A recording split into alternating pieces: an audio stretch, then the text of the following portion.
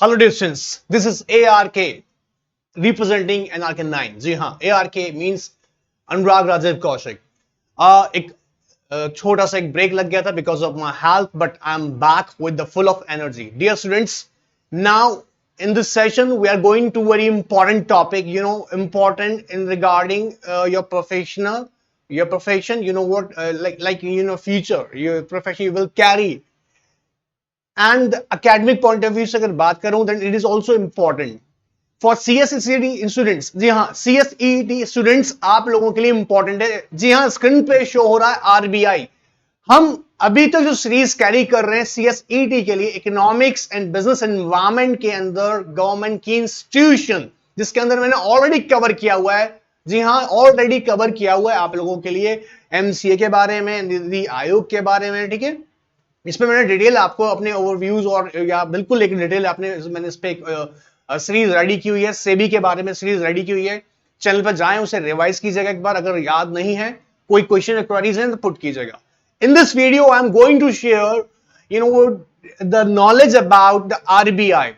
पे attention dear students. Sir हमें RBI क्यों पढ़ना है? बेटा आरबीआई आपके लिए बहुत इंपॉर्टेंट टॉपिक है. यू नो व्हाट, अगर मैं कहूं इसे बेटा, सीएस प्रोफेशन के अंदर आपके फाइनेंशियल इंस्टीट्यूशन के साथ में अक्सर एक कम्युनिकेशन कॉरेस्पॉन्डेंस एक्सचेंज होंगे. ऑलराइट, अब क्या होगा बेटा, जब तक आपको फाइनेंशियल इंस्टीट्यूशंस के अथॉरिटी के बारे में नहीं पता होगा. जी हाँ, रिजर्व बैंक ऑफ इंडिया के बारे में नहीं पता होगा. जी हाँ, रिजर्व बैंक ऑफ इंडिया के बारे में नहीं पता होगा, तो आपके लिए आने वाला फ्यूचर थोड़ा कॉम्प्लिकेटेड हो जाएगा, क्योंकि आपके प्रोफेशन में नॉलेज की जरूरत बहुत ज्यादा होती है. So not to worry about it. In this video I am going to explain about the RBI. RBI concept को हम बहुत ध्यान से समझेंगे. आरबीआई किस तरह से क्या क्या रोल प्ले करता है, एक्चुअल आरबीआई कब स्टार्ट हुआ. आई होप आप में से कुछ स्टूडेंट्स इसको ऑलरेडी जानते होंगे. नहीं जानते होंगे तो हो सकता है मैं उनको अच्छे से यहां बताने की कोशिश करूंगा, और जो जानते होंगे उनको डेफिनेटली मैं इंश्योर करता हूं कि डेफिनेटली इस वीडियो को आप देखने के बाद में आपकी नॉलेज पक्का अपग्रेड होगी. I promise to you. So without wasting time let's start the session. Dear all, reserve bank of India. जी आप लोग सब जानते होंगे. जी हाँ, मैं जानता हूं कि मेरे स्टूडेंट जानते होंगे कि रिजर्व बैंक को हम सेंट्रल बैंक भी बोलते हैं. जी central bank. Sir central bank या आरबीआई, पहला क्वेश्चन एग्जाम के पॉइंट ऑफ व्यू से या जनरली पॉइंट ऑफ व्यू से कि आरबीआई आया कब. सो बेटा डे याद करेंगे, 1 अप्रैल. 1 अप्रैल याद रख लीजिएगा 1935. जी हां, 1 अप्रैल 1935. सर क्या मतलब? ये बेटा इफेक्टिव डेट थी जब आरबीआई ने अपनी वर्किंग इंडिया में स्टार्ट कर दी थी. आरबीआई बेटा इनिशियली जो शुरुआती दौर में था ना बेटा, ध्यान से समझना, आरबीआई ने शुरुआती दौर में दरअसल इसके लिए जो प्रपोजल रखा था, जी हां, इसके लिए जो प्रपोजल रखा गया था, हिल्टन यंग कमेटी, याद कर लीजिएगा, हिल्टन यंग कमेटी. आपका सिलेबस में नहीं है लेकिन इंपॉर्टेंट है, आगे काम आएगा. हिल्टन यंग कमेटी ने इसका प्रपोजल रखा था इन 1934. इन ईयर 1934 का प्रपोजल रखा था और वो एक्चुअली फाइनली अप्रूव्ड हो गया था 1 अप्रैल 1935. मतलब आरबीआई ने इफेक्टिवली अपना वर्क करना स्टार्ट कर दिया था, रिजर्व बैंक ऑफ इंडिया ने. जी हां, 1935 से. लेकिन आपको मैं बता दूं, आरबीआई को गवर्न करने वाला जो एक्ट है, आपने नाम सुना होगा, RBI act 1934. RBI act 1934. Sir 1934 क्यों? बेटा जिस ईयर में प्रपोजल रखा जाता है ना, उस ईयर का एक्ट माना जाता है. क्लियर है एकदम? मतलब इस डेट में ईयर पर रखा गया था. इफेक्टिव ये मतलब इसके जो ये अपना रोल इसने जो प्ले करना स्टार्ट किया वो 1 अप्रैल 1935 से किया. ऑलराइट, क्लियर एकदम. इनिशियली बेटा 1949 तक, जी हां, ये एक प्राइवेट बॉडी की तरह काम कर रही थी.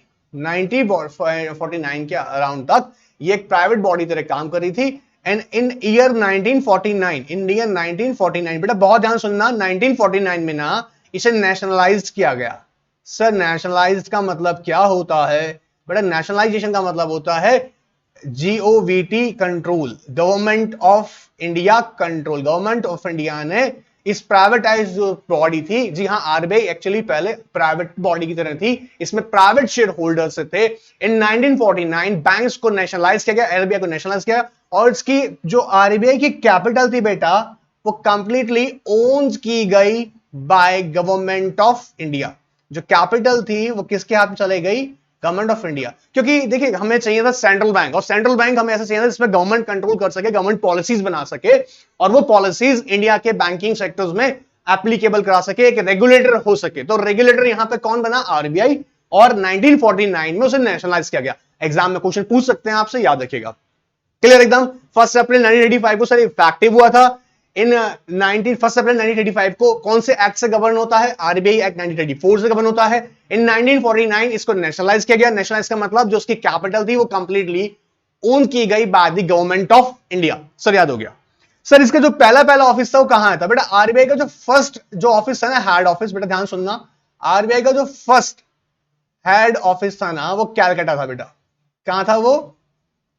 कैलकाटा। ठीक है, लेकिन इन ईयर, बेटा ध्यान से सुनना, इन ईयर 1937 इसे मुंबई शिफ्ट कर दिया गया परमानेंटली। मुंबई शिफ्ट कर दिया गया।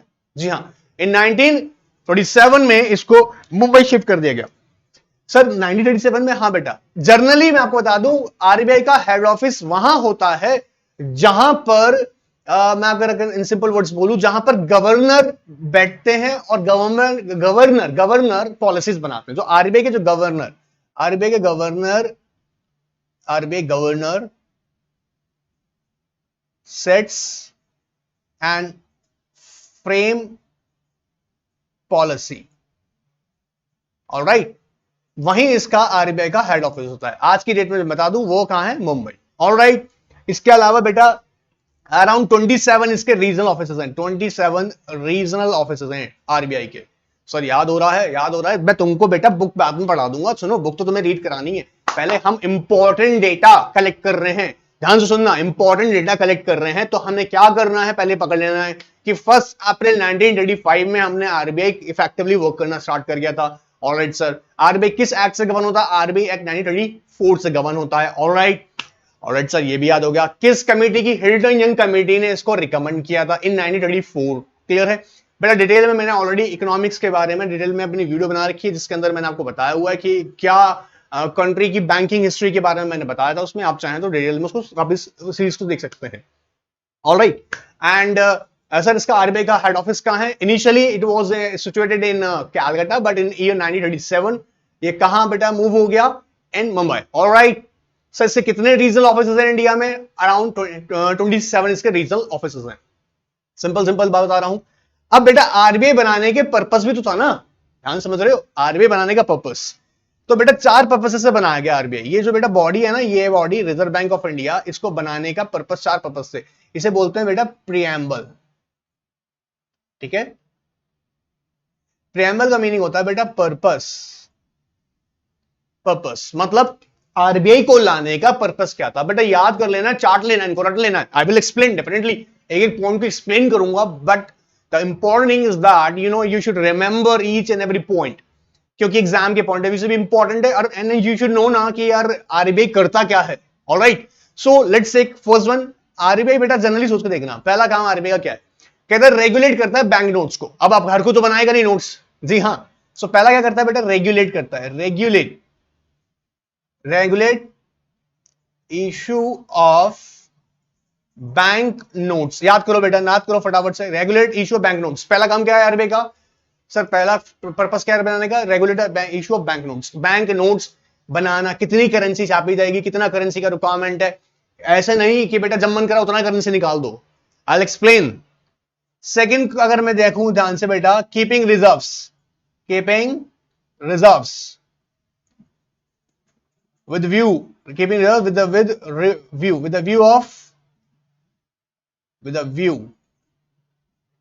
of maintaining what? Monetary stability। Sir लंबा पॉइंट है सर, कैसे याद करेंगे बेटा? अभी करा रहे हैं ना 2 मिनट में। अब सुनना, इतना याद रख तो सकते हो ना? कीपिंग रिजर्व्स मेंटेन करना किस लिए? For maintaining monetary stability. Sir ये मॉनेटरी स्टेबिलिटी क्या होता है? इसको ध्यान सुनना बेटा।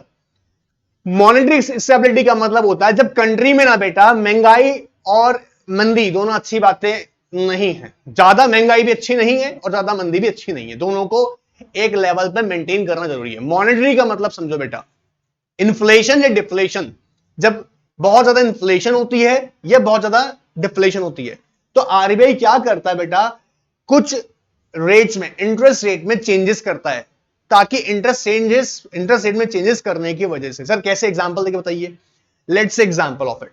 अगर आज आप बैंक को जाके अप्रोच करते हो और बैंक से कहते हो कि यार मुझे अपना घर बनाना है, होम लोन चाहिए, और बैंक कहता है कि भैया होम लोन तुम दे देंगे तुमको, लेकिन 10% इंटरेस्ट चार्ज करेंगे। आप बोलेंगे हाय अल्लाह, 10% मतलब 10% इंटरेस्ट में पे करूंगा, इट मींस दैट कि यार घर बनाना तो बड़ा महंगा हो जाएगा यार। अच्छा ठीक है, घर बनाना महंगा मतलब महंगाई बढ़ रही है, लोग घर कम बना रहे हैं, ठीक है। एग्जाम्पल, पहला एग्जाम्पल, अगर इंटरेस्ट रेट 8% हो जाए, 10 से 8% हो जाए, लोगों को एक ऑफर दिखेगा, तो लोग क्या चाहेंगे, यार मैं भी अपना घर बनाता हूं यार, 8% इंटरेस्ट रेट पे लोन मिल रहा है और अलग अलग फैसिलिटीज मिल रही है, तो वहां क्या होगा, इंटरेस्ट रेट कम होगा तो बैंक लोन्स ज्यादा ले जाएंगे। अब बैंक लोन जब ज्यादा लेंगे तो बेटा बैंक लोन क्या होगा, मनी का फ्लो मार्केट में ज्यादा आएगा, क्योंकि इजी, कम रेट पर, कम इंटरेस्ट रेट पर लोन मिलेगा तो लोन ज्यादा लिया जाएगा, लोन ज्यादा लिया जाएगा तो करेंसी मार्केट में ज्यादा आएगा। क्लियर है? जब बहुत ज्यादा करेंसी मार्केट में आएगा, बहुत ध्यान से सुनना, जब बहुत ज्यादा करेंसी मार्केट में आएगा, अल्टीमेटली क्या होगा, हर एक चीज का वैल्यू, समझना बेटा, क्योंकि पैसा तो बहुत ज्यादा आ गया आपके पास, सपोज आपके पास बहुत पैसा आ गया, तो अल्टीमेटली चीजों के दाम जो होंगे ना वो कम होते जाएंगे। अगर चीजों के दाम क्यों कम हो रहे हैं सर, इसका रीजन समझो बेटा, क्योंकि मनी आपके पास ज्यादा है तो पैसे की वैल्यू कम होती जाएगी। सर कैसे, समझो उसको, लेट्स अंडरस्टैंड। सी, आपकी जेब में 100 रुपया है आज की डेट में, तो आप 100 रुपए के अकॉर्डिंग अपने खर्चे करते हैं। आज आपके पास 500 रुपया आ गया, तो आप खर्चा कैसे करेंगे, 500 के अकॉर्डिंग, ठीक है। विच मीन्स दैट चीजों के जो प्राइजेस होते हैं, प्रोडक्ट या सर्विसेज के प्राइजेस होते हैं, वो प्राइजेस रिफ्लेक्ट करते हैं इन्फ्लेशन डिफ्लेशन से। इन्फ्लेशन डिफ्लेशन कैसे वर्क कर रही है, वो वर्क कर रही है कब, जब इंटरेस्ट रेट बैंक की लो होती है, कम इंटरेस्ट रेट होती है, तो लोग ज्यादा लोन लेते हैं, ज्यादा लोन लेते हैं तो मनी का फ्लो मार्केट में ज्यादा आता है। जब मार्केट में बहुत ज्यादा पैसा आने लग जाता है तो बेटा किसी चीज की सोच के देखो, बहुत ज्यादा डिमांड आ जाएगी, बहुत ज्यादा सप्लाई हो जाएगी, तो अल्टीमेटली उसकी वैल्यू में डिफ्लेशन आ जाएगा, इससे मनी की वैल्यू कम हो जाती है। अब क्या होगा, चीजें महंगी हो चल जाएंगी। अब हमें क्या करना है, इन्हें वापस महंगी चीजों को कंट्रोल करना है, तो पैसे को मार्केट से खींचेंगे, तब क्या होगा अल्टीमेटली कि लोग, हर कोई तो अब घर नहीं बनाएगा, 10% पे घर कोई नहीं बना रहा, तो जो घरों के प्राइसेस बहुत ऊंचे हो गए थे, अब जब हर कोई घर नहीं बनाएगा तो क्या होगा, कम होता चला जाएगा, क्योंकि डिमांड कम होती जा रही है। तो बेटा ये वही डिमांड एंड सप्लाई का रेशियो है। मॉनेटरी स्टेबिलिटी का मतलब यहां पर होता है कि इन्फ्लेशन और डिफ्लेशन को कैसे कंट्रोल करना। आप चाहेंगे तो मैं इसके ऊपर और डिटेल में एनालिसिस करके आपको बताऊंगा। एक बहुत ही इंपॉर्टेंट टॉपिक है और ये अपने आप में एक ब्रॉड टॉपिक है, मतलब मेरे एक छोटे से एग्जांपल हो सकता है आपकी बुद्धि में नहीं बैठा हो, but don't to worry about it. आपको सिर्फ एक याद कराने के पॉइंट ऑफ व्यू से बता रहे हैं, अगर बैठ गया तो वेल एंड गुड। पहला बेटा क्या बताए थे, रिजर्व रेगुलेट करेगा issue of bank note, regulate issue of bank note. दूसरा क्या था, keeping reserves with a view to maintaining what, monetary stability. Sir ठीक है कर लेगा सर, ये लाइन के पेट पे यहां बेटा लिखेंगे टाइगर अपना, कोई दिक्कत नहीं है, ठीक है। All right sir, keeping reserves कर देगा, ठीक है। पहला क्या बोलेगा, जल्दी बोलो बेटा, first regulate the what, regulate issue of bank notes, issue of bank notes. Second keeping reserves with a view to maintaining monetary stability. Third बेटा समझो, अगर, अच्छा एक चीज सोचना बेटा, जब मैं यहां आपको ये 4 इनिशियल इसके प्रेम्बल के पर्पस बता रहा हूं, मतलब आरओ बनाने के, एक्ट बनाने के पर्पस, खास पर्पस, इसी को मैं डिटेल में भी और एक्सप्लेन कर दूंगा, बट ये मेरा याद कराने का पर्पस यहां पर ये है कि आपके माइंड में 4 पॉइंट इजीली एक बार इमेज इनकी क्लियर हो जाए, फिर मैं भी बुक से स्टडी करवाता हूं आपको, ठीक है। ऑलराइट सर, इसके अलावा बेटा price stability, maintain price stability, price stability with the objective of economic growth. Alright sir, क्या करेगा, price, maintain the price stability. जैसे अभी मैंने आपको बताया था कि चीजों के दाम बहुत ऊपर नीचे होते हैं, तो एक लेवल से सर्टेन लेवल पे महंगाई थोड़ी थोड़ी बढ़े, ऐसा भी नहीं हो कि चीजें महंगी, आई मीन देखो समझो, आप बहुत समझना बेटा, अगर चीजें, इन्फ्लेशन अगर नहीं आएगा ग्रोथ नहीं हो सकता, समझना, महंगाई अगर नहीं आएगा ग्रोथ नहीं हो सकता, क्योंकि महंगाई जब बढ़ता है, ध्यान सुनना, महंगाई जब बढ़ता है तो जितना भी ये पूरा सिस्टम है ये अल्टरनेट सोचता है। जैसे आपको याद हो मैंने बताया था आज की डेट में बेटा फ्यूल का एक अल्टरनेट बन रहा है जिसे मैंने बताया था बायोफ्यूल। आज बायोफ्यूल क्यों बना रहे हैं? क्योंकि फ्यूल की प्राइसेस बहुत हाई हैं। तो ये हाई प्राइसेस हैं, ये महंगाई की वजह से ही तो हम अल्टरनेट ढूंढना स्टार्ट करते हैं। जब अल्टरनेट ढूंढते हैं बेटा तो ये कहीं ना कहीं अल्टरनेट जो होते हैं, जैसे आपको याद होगा मैंने बताया बायोफ्यूल, इथॉल प्रोडक्शन हो रहा है। 8,000 करोड़ करीबन 2018 में गवर्नमेंट ऑफ इंडिया ने इन्वेस्ट किया इथॉल, ताकि वो बायोफ्यूल बना सके, अल्टरनेट रेडी कर सके इस फ्यूल का, जो आज की डेट में बहुत महंगा है। तो महंगाई अल्टरनेट्स पैदा करती है। अल्टीमेटली जब नई चीजें नई अपॉर्चुनिटी क्रिएट करेगा तो नई अपनी कंट्री की इकोनॉमिक ग्रोथ होगी। ऑलराइट, तो मेंटेन करेगा प्राइस स्टेबिलिटी। ऑलराइट सर, याद हो रहा है, याद हो रहा है, डिस्कस करूंगा बेटा, तुम बस एक बार 4 पॉइंट तो पकड़ो। सर याद हो रहा है, अच्छा जी, चलिए। एंड बेटा क्या करेगा? ऑपरेट करेगा, operate currency and credit system, operate currency and credit system of the country. Sir ये कितना कुछ बता दिए हैं बेटा, 4 पॉइंट याद कर लिए ना, ये टॉपिक खत्म है हमारा। पहला देखो बेटा, फर्स्ट पॉइंट क्या था? कीपिंग वो sorry regulate what issue of bank notes. Bank notes issue करने की जिम्मेदारी किसको दी? हमने आरबीआई को दी है। बेटा ये बताऊंगा अभी दोस्त की कंपनीज है, भी नाम बताऊंगा कि 2 कंपनी जो आरबीआई के लिए प्रिंट करती है। ठीक है, आरबीआई के लिए प्रिंट करती है, मतलब आरबीआई ये ऑब्जर्व करता है कि करेंसी का कितना फ्लो होना चाहिए। तो इशू किसको करेगा? रेगुलेट करेगा issue of bank notes. Clear है? फट गए नोट वापस कराने हैं, जो आरबीआई खुद कंसिडर देखेगा कितना मनी होना चाहिए, आरबीआई उसको कंसिडर करेगा। ऑलराइट, चलिए ठीक है, बैंक नोट्स इशू करने का काम कर दिया हमने इसको। अच्छा, इसके अलावा क्या करेगा? ध्यान सुनो बेटा, सेकंड कहता है कीपिंग रिजर्व्स। किस लिए रिजर्व मेंटेन कर रहे हैं? ताकि मॉनेटरी पॉलिसी मेंटेन हो सके। बेटा आप सोच के देखो, आप अपने रिजर्व क्यों मेंटेन करते हो? ताकि महंगाई के दौर में या फिर ऐसा लॉकडाउन का दौर में अपनी सेविंग्स को इस्तेमाल कर सको। सो यहां पर आरबीआई कंट्री को चलाने के लिए रिजर्व मेंटेन करता है, keeping reserve for the purpose of maintaining the monetary policies. Alright sir, फिर क्या करेगा बेटा? Maintaining the price. प्राइस किस लिए बेटा? ताकि इकोनॉमिक ग्रोथ हो सके। एंड अल्टीमेटली क्या करेगा? करेंसी, ऑपरेट करेगा करेंसी। करेंसी करेंसी कौन कौन सा नोट कंट्री में होना चाहिए? 10, 20, 50, 100। ऑलराइट, तो ये ऑपरेट करेगा बेटा करेंसी को।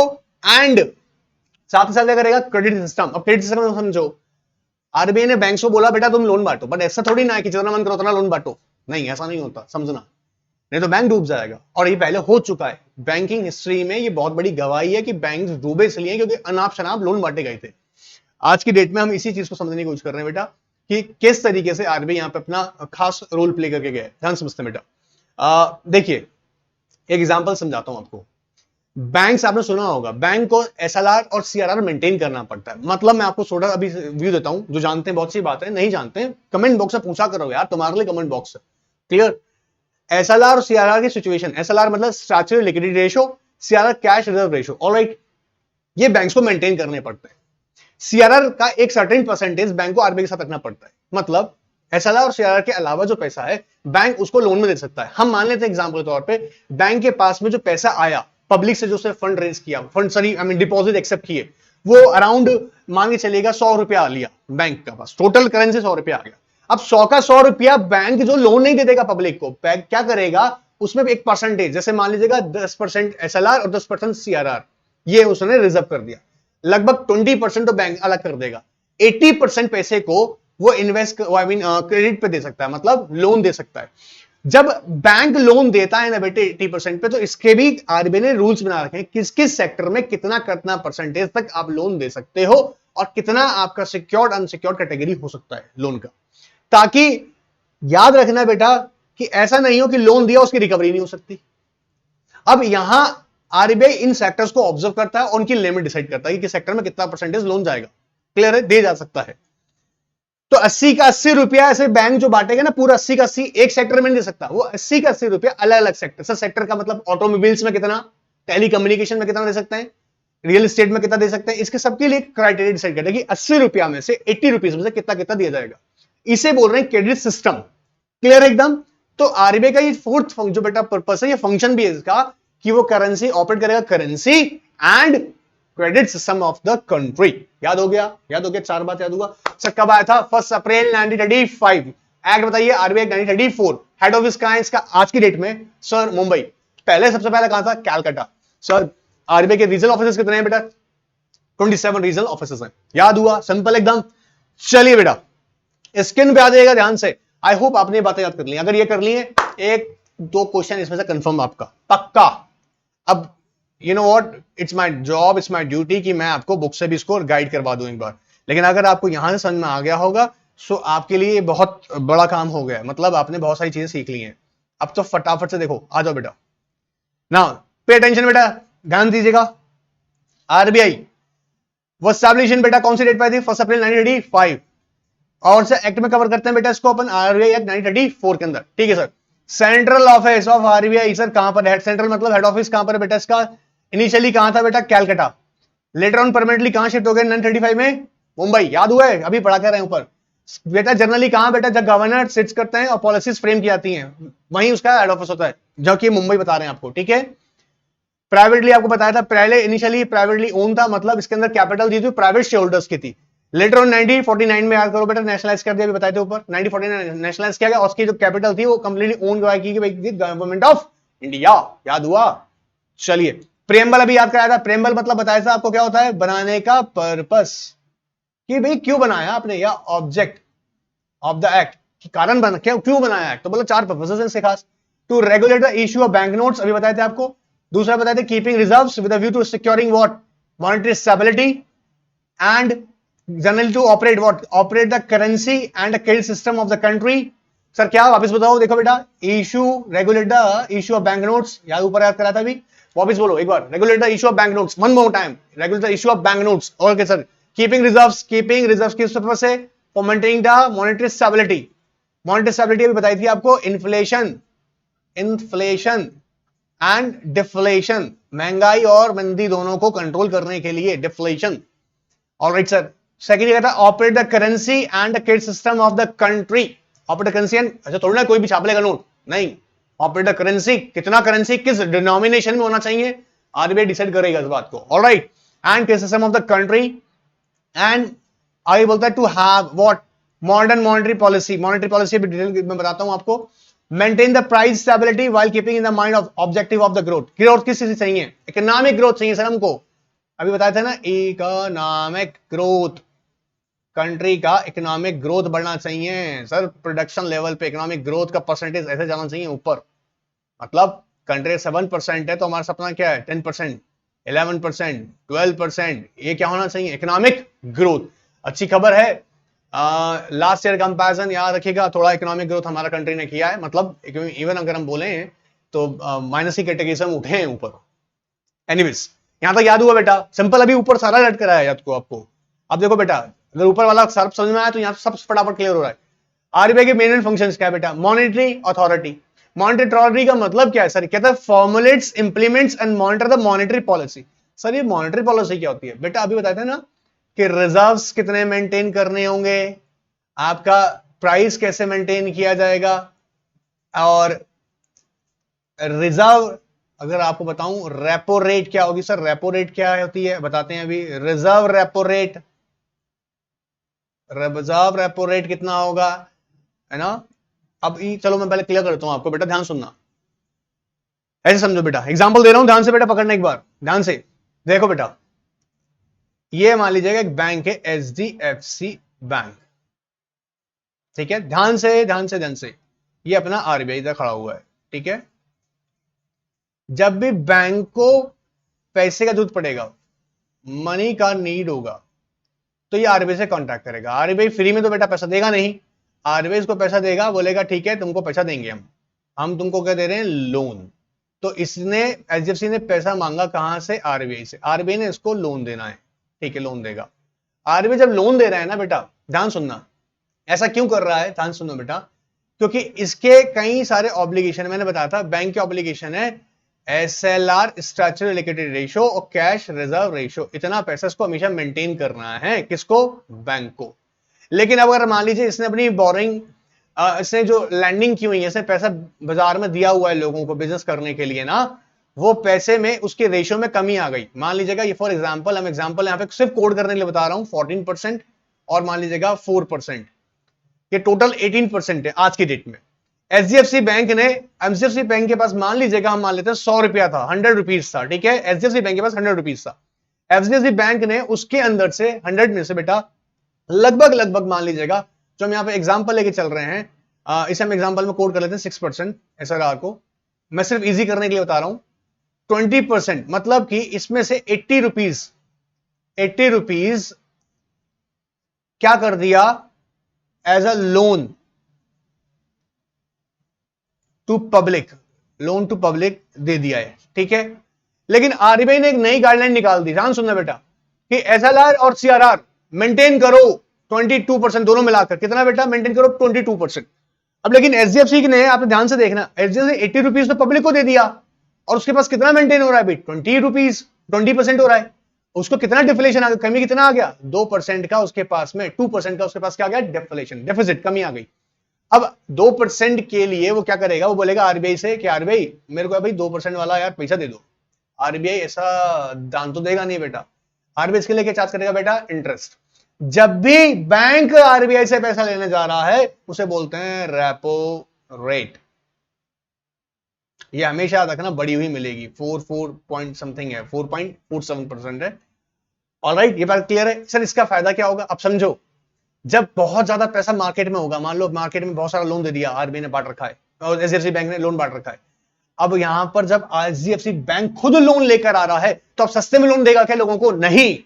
तो अब यहां पर क्या करेगा, पैसा कंट्रोल करना स्टार्ट करेगा, हर किसी को पैसा नहीं देगा। जब हर किसी को पैसा नहीं देगा तो मार्केट में जो एक्सेसिव पैसा चला गया है उसे रोकेगा, उसे रोकेगा। तो याद रखो बेटा क्या होगा, स्टेबिलिटी आएगी, प्राइस स्टेबिलिटी। सर कैसे आ जाएगी, सर समझ में नहीं आ रहा, समझो ना, समझो ध्यान से बेटा, ध्यान सुनना, आप वापस पकड़ना। जब ज्यादा पैसा था लोगों के पास में तो चीजों के दाम बढ़ रहे थे, तुम ध्यान से देखना, बहुत ज्यादा पैसा आ गया मार्केट में एक लेवल पे, एक्सेसिव पैसा आ गया, एक्सेसिव पैसा आता जा रहा है, तो अल्टीमेटली प्राइस, जो मनी का वैल्यू होता है वो कम हो रहा है, मनी का वैल्यू कम हो रहा है, ठीक है। अब हमें क्या करना है, मनी की वैल्यू को उठाना है। क्यों उठाना है, क्योंकि अब सबके पास पैसा आ रहा है, क्योंकि बैंक बांट रहा है पैसा, सबको पैसा बांट रहा है।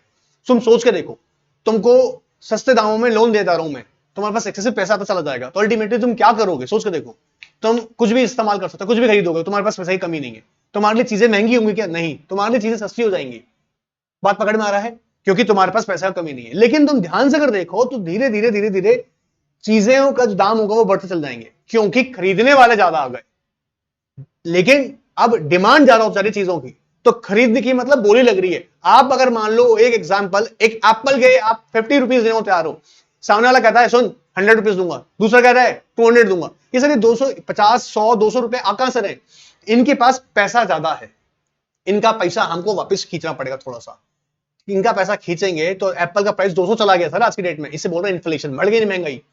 अब थोड़ा पैसा खींचते हैं, जब इनसे पैसा खींचा जाएगा, इनसे खींचने का तरीका क्या होगा बेटा, कि बैंक ने इन्हें पैसा दिया है तो बैंक की इंटरेस्ट रेट को हाई कर दो, कि लोन की रेट्स, अब हर कोई तो लोन लेगा नहीं, जब हर कोई लोन ले ही नहीं पाएगा तो अल्टीमेटली क्या होगा, पैसा एक्सेसिव नहीं जाएगा मार्केट में। जब पैसा एक्सेसिव मार्केट में नहीं जाएगा तो अल्टीमेटली उन चीजों की जो पैसे के प्राइसेस, पहले चीजों की प्राइसेस जो बढ़ते चल रहे थे वो क्या होंगे, धीरे धीरे कंट्रोल होंगे। उम्मीद करता हूं ये कॉन्सेप्ट समझ में आया होगा, नहीं आया है तो मुझे कमेंट बॉक्स में पूछो, अलग से बनाएंगे वीडियो तो समझाएंगे। क्योंकि बेटा ये कॉन्सेप्ट जो है ना, ये एक इतना छोटा कॉन्सेप्ट नहीं है, मैं फिर भी कोशिश कर रहा हूं कि आप इसे पकड़ सकें।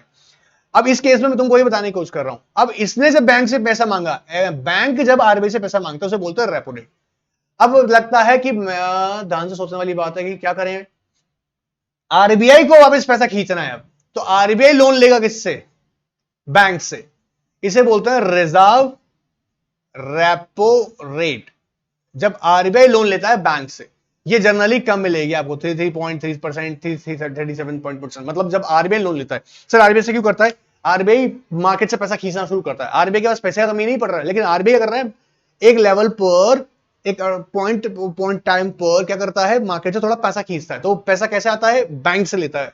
ऑलराइट सर, याद हो रहा है, इसी के थ्रू हम लोग बना रहे हैं मॉनेटरी पॉलिसी। क्लियर एकदम, alright sir, alright all right. Now, maintain the price stability while keeping in mind the objective of the growth and regulate and supervise the financial system. देखो, prescribe the broad parameters banking operation within which the country banking and the finance system functions. Objective, maintain the price confidence in the system, protect the depositor interest and provide cost effective banking services to the public. अभी यही आपको सब कुछ मैं बता रहा हूं, ठीक है। अभी कोई रेगुलेटर नहीं होगा तो कोई भी बैंक कुछ भी करेगा नहीं, रेगुलेटर होने की वजह से क्या है, डिपॉजिटर का पैसा प्रोटेक्ट रहेगा, जी हाँ। And cost effective banking services, ऐसा मन मर्जी से कुछ भी चार्ज नहीं कर सकते आप, जो आपको आरबीआई रेट बताएगा उसी रेट पे बैंक चार्ज करेगा, जो भी सर्विस चार्जेस होंगे। Alright sir.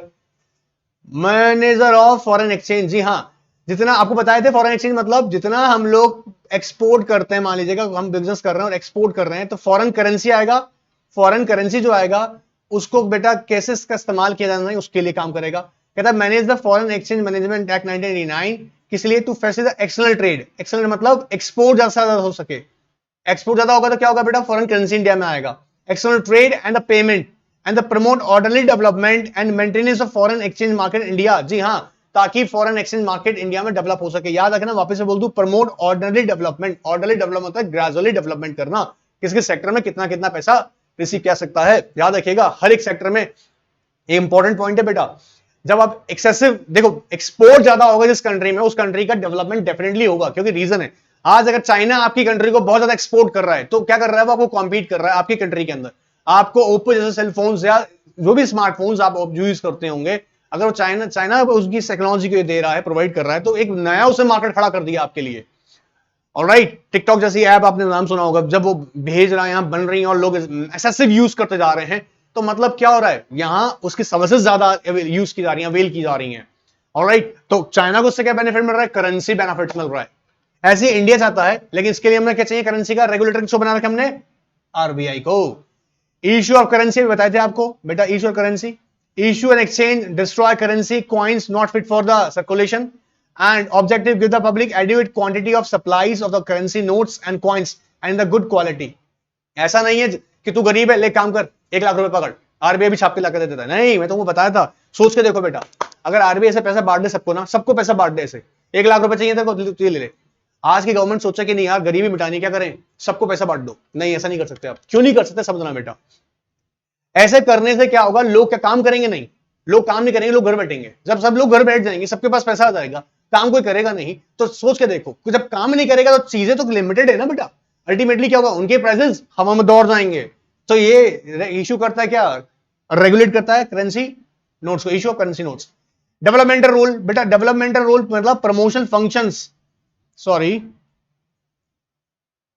देखो, perform a wide range of promotional functions support to the national objectives। Promotion function होता है एडुकेट करना, एडुकेट करना किनको, उन सेक्टर्स, उन एरियाज में विलेजर्स हैं, फार्मर्स हैं, और you know what, country sides, ये ऐसे ऐसे बैकवर्ड एरिया जहां पर बैंकिंग सिस्टम को लेकर लोग अवेयर नहीं है, तो उनको अवेयर करना ताकि वो बैंकिंग के साथ जुड़ सकें। Regulator and supervisor of payment and settlement system, जी हाँ, introduces and upgrades the safe. But अब ऐसा नहीं हो सकता, इलेक्ट्रॉनिक पेमेंट सिस्टम, जितने भी इलेक्ट्रॉनिक आपने सोचा होगा, इलेक्ट्रॉनिक पेमेंट सिस्टम होते हैं विद अप्रूवल ऑफ आरबीआई होते हैं, आरबीआई उसको कंसीडर करता है तभी हो सकता है, बैंक अपनी मर्जी से स्टार्ट नहीं कर सकता। Introduce and upgrade the safe and efficient mode of payment system in the country to meet the requirements of the public at large. जी हाँ, आपने बैंक में पैसा जमा कराया, अब ऐसा नहीं हो सकता कि आपने जमा कराया बैंक 1 महीने बाद देगा, नहीं, पेमेंट एंड सेटलमेंट सिस्टम जो साइकिल पीरियड रेफर किया जाएगा, आरबीआई ने जो रेफर किया उसी पीरियड में होना चाहिए। ऐसा नहीं होना चाहिए आपने बैंक को जाके, आप बैंक में जाके सपोज सुनने के देखा, आप कैश काउंटर पर खड़े हो गए, भैया मैंने पैसा जमा कराए थे, आई नीड मनी, बैंक कहता है भैया अभी 5 दिन बाद आना, पैसा नहीं है हमारे पास। ऐसा नहीं कर सकता, आरबीआई की गाइडलाइंस के according he payment and settlement system चलेगा, जिस भी चाहे इलेक्ट्रॉनिक मीडियम से करेंगे तब भी। Maintain the public confidence the payment and settlement system, alright, ताकि लोगों को भरोसा बना रहे। Related functions bank to the government, जी हाँ, अगर कोई भी सरकार अपना काम कराती है, जी हाँ, सरकारी अगर बॉन्ड्स, जितनी भी सिक्योरिटी इशू होती है, सरकारी कॉन्ट्रैक्ट्स के लिए जो पेमेंट करते हैं, जी हाँ, चाहे वो सेंट्रल स्टेट गवर्नमेंट के हो, उसका पेमेंट करने वाला बैंक कौन है, आरबीआई। सो देखो, perform the merchant banking functions for the central and state governments, also act for the bankers. जी हाँ, सरकार जितना भी कोई भी कॉन्ट्रैक्ट दिया सरकार ने, उसके लिए जो पैसा फंड रेज किया या फंड कॉन्ट्रैक्ट के पेमेंट्स करनी है, वो आरबीआई करता है on the behalf of the state और central government. Maintain the banking accounts for all the schedule banks, जी हाँ। एंड अदर सिग्निफिकेंट आपको बता दिया बेटा मैंने, 27 रीजनल ऑफिसेज हैं इसके बेटा, एंड 4 सब ऑफिसेज हैं in the state capitals. Deposit insurance and credit guarantee corporation of India, जी हाँ, ये मैंने आपको बताया था, अब इसका रेट हो गया 5 लाख रुपया। जी हाँ, मान लीजिएगा कोई बैंक आपका पैसा लेके भाग गया, मान लीजिएगा, तो deposit insurance and credit guarantee corporation of India इस बात का गारंटी लेता है कि अगर आपके अकाउंट में 10 लाख रुपए थे और बैंक रफा दफा हो गया है तो चिंता मत कीजिएगा, 5 लाख की तो आपको सेफ मिलेगा। पहले 1 लाख रुपया था, अभी 5 लाख है। लेकिन इसका मतलब ये नहीं कि आपके अकाउंट में अगर मान लीजिएगा 1 लाख रुपया है तो हम 5 लाख देंगे, आपको 1 लाख ही मिलेगा। 5 लाख तक की सिक्योरिटी है एक तरीके से। ये बेटा जो भारतीय रिजर्व बैंक नोट मुद्रण private limited and reserve bank of information technology private limited जो है ना बेटा, ये दोनों बेसिकली कंपनीज जो है ना प्रिंटिंग का काम करती है, करेंसी प्रिंटिंग का काम करती है, करेंसी प्रिंटिंग का काम करती है, करेंसी प्रिंटिंग का काम करती है। And Indian financial technology and allied services, ये सबके सब जो है ना फुली ओन सर्विसेज कंपनीज हैं। जी हाँ, सब्सिडरीज है आरबीआई की, सबकी सब क्या है, सब्सिडरीज हैं। हैज ट्रेनिंग सेंटर, जी हाँ, training regarding RBI academy, colleges of agricultural, जी हाँ, जो भी इनके साथ में एग्रीकल्चर मतलब जो स्टाफ इनके साथ जुड़ता है, आरबीआई का जो स्टाफ होता है उनके ट्रेनिंग सेंटर्स अलग होते हैं बेटा। यहाँ पे देखो banking and reserve bank of India staff colleges are the part of the RBI. जी हाँ, स्टाफ को डेवलप, उनको अपग्रेड करना, उनको आगे लेके जाना, उनके अंदर कॉन्फिडेंस। जी हाँ, समझेगा, आरबीआई के आप एम्प्लॉय बन रहे हैं तो आरबीआई की एम्प्लॉय बनने का मीन्स यहाँ पर उसके ट्रेनिंग सेंटर्स आरबीआई प्रोवाइड करता है, उनके खुद के स्पेसिफिक ट्रेनिंग सेंटर्स हैं। And other are the autonomous and such as the National Institute for Bank Management, Indira Gandhi Institute for Development and Research, Institute for Development and Research and Banking Technology, number of institutions हैं जो RBI के साथ में उसके working कर रहे हैं, but ये आरबीआई के सबके सब कंट्रोल में आता है। ऑलराइट, यहां मैंने सिर्फ आरबीआई के बारे में, अगर आपको ध्यान से देखें स्क्रीन पे, मैंने इसमें डिटेल में काफी सारी बातें, शॉर्ट जो खास बातें थी मैं यहां डिस्कस आपसे की। ठीक है, यहां कोई भी डाउट है पूछ सकते हैं, सेशन पूरा जो समझाया मैंने इसमें भी डाउट है पूछ सकते हैं। ऑलराइट, इसे एक बार ध्यान से समझेगा, कोई भी डाउट हो तो मैं डेफिनेटली बनाऊंगा वीडियो, जो कि खास तौर से मैंने कुछ ऐसे टेक्निकल टर्म्स बताई हैं, उस पर आपकी क्वेश्चन क्वेरीज खड़े हो सकते हैं। Not to worry about it, I definitely help you, not to worry about it. But most important thing is that अगर समझ में नहीं आएगा मैं 10 बार समझाऊंगा, हाँ, मैं उसके नए नए एग्जांपल्स नए तरीके से आपको क्लियर करूंगा और इजी फॉर्म में करूंगा, यही मेरा पर्पस है। ऑलराइट, थैंक यू, देखते रहिएगा, थैंक यू वेरी मच। और कमेंट बॉक्स खुला हुआ है, कोई भी क्वेरी है कमेंट बॉक्स में पूछेगा। Thank you, good bye.